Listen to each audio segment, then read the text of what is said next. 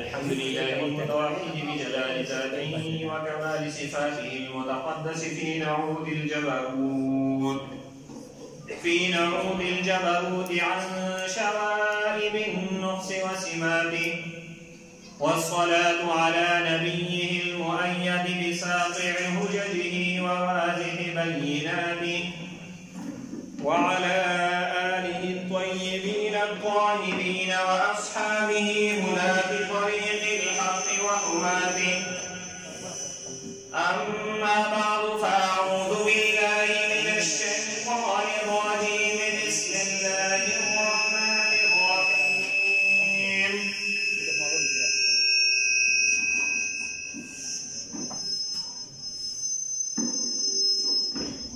إنا نحن نزلنا الذكر وإنا له لحافظون.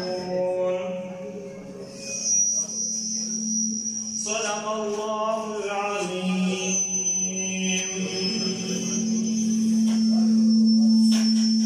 سر می خیخ پل تلک دیوبندیم،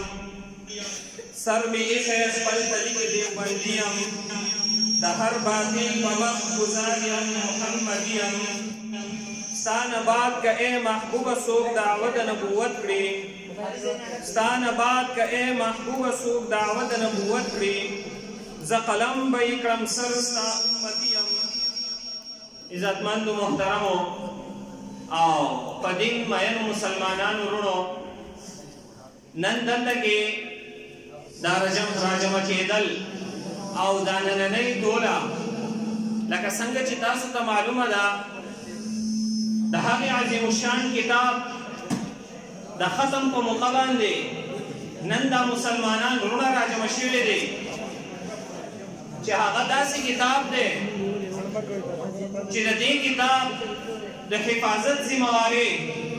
الله رب العزت په خپله ذمه باندې اخیستلې ده. او وجه د دې دا ده ځکه مخکې هم کتابونه نازل شوي دي، تورات نازل شوی دی، انجیل نازل شوی، دغه رنګې زبور نازل شوی دی،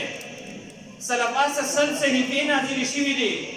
لیکن د هیڅ یو کتاب ذمهواري الله پاک په خپله ذمه نه ده اخیستلې چې د دې حفاظت هغه زما ذمهواري ده، بلکې کم کتاب چې نازل شوی دی د هغه کتاب ذمهواري هغې امت ته هغه حواله شوې ده چې دا کتاب تاسو ته میلاو شو، د خپل کتاب هغه حفاظت چې دی نو هغه کوئ. لیکن واحد یو کتاب دی چې هغه قرآن مجید دی، د هغې ذمهواري د حفاظت هغه الله رب العزت په خپله ذمه باندې اخیستلې ده. وجه چې دی نو هغه څه ده؟ وجه علماو دا لیکلې ده مخکې کتابونه څومره نازل شوي دي هغه صرف کتاب الله دی، لیکن دا کتاب چې نازل شوی دی دا کتاب الله هم دی، لیکن د دې سره سره هغه کلام الله هم دی. ځکه د دې تلاوت کلام هغې ته ویلی شي چې په هغې باندې تکلم کولی شي، د هغې تلاوت وکړی شي، نو دې ته کلام الله هم ویلی شي. د دې وجې نه دا الله کلام دی او الله پاک چې څنګه ازلي دی دغه رنګې څنګه چې مخکې الله پاک و د ابد نه موجود و، دغه رنګې د الله پاک هر صفت هغه هم د ابد نه موجود دی. دا زموږ د علمای دیوبند عقیده ده چې څنګه الله پاک د ازل نه موجود و، دغه رنګې د الله پاک صفات دا هم د الله پاک سره د ازل نه موجود دي. نو کلام دا د الله پاک صفت دی، دا څنګه چې الله پاک د ازل نه موجود و دغه رنګې کلام صفت د الله پاک د ازل نه موجود و. په دې کې څوک تحریف نشي کولی. نو قرآن مجید دا کلام د الله پاک دی، نو په دې کې څوک تحریف نشي کولی ځکه چې دا کلام د الله پاک دی. او بیا په صفت د الله پاک کې چې دی نو هغه بدلوالی راځي. نو مخکیني کتابونه صرف چې دی نو هغه کتاب الله دی، دا کتاب چې دی قرآن مجید دا هم کتاب الله دی، دا هم کلام الله دی. د دې چې دی نو هغه تلاوت الله پاک کړی دی. زمن او اسمان پیدایش نه مخکې 1000 سال مخکې الله پاک د سورې طه د سورې یاسین تلاوت وکړو. امام ترمذي رحمه الله په سنن ترمذي کې دا روایت چې دی نو هغه نقل کوي الله پاک د ځمکې او اسمان د پیدایش نه 50,000 کاله مخکې د سورې طه او د سورې یاسین چې دی نو هغه تلاوت فرمایو. فرشتو چې کله دا تلاوت واورېدو نو فرشتې په وجد کې راغلې او فرشتې چې دی نو هغه اعلان کوي توبه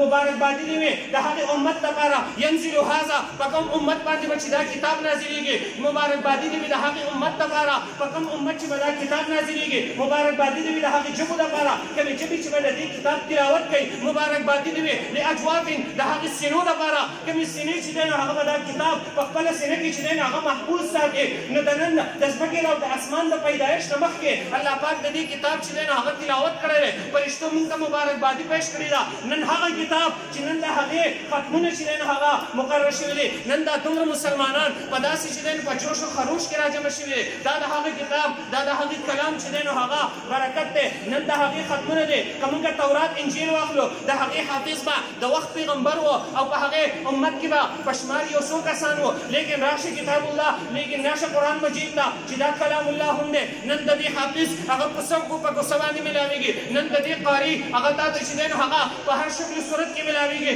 نن د دې قاري هغه تا ته چې دی نو هغه په ماشومانو کې میلاویږي نن د دې قاري تا ته په ځوانانو کې میلاویږي په بوډاګانو کې میلاویږي په نارینهو کې میلاویږي په زنانو کې میلاویږي حتی تر دې چې د 7 کاله ماشوم نن هم هغه تا ته چې دی نو هغه د دې قاري چې دی نو هغه میلاویدلی شي نن په دې کې څوک تحریف نشي کولی که انګریز هغه راشي هغه نن په برصغیر باندې چې دی نو هغه قبضه اور شوی و هغه په برصغیر باندې هغه حمله کړې وه هغه چې دی نو په خراسان باندې حمله کړې وه نن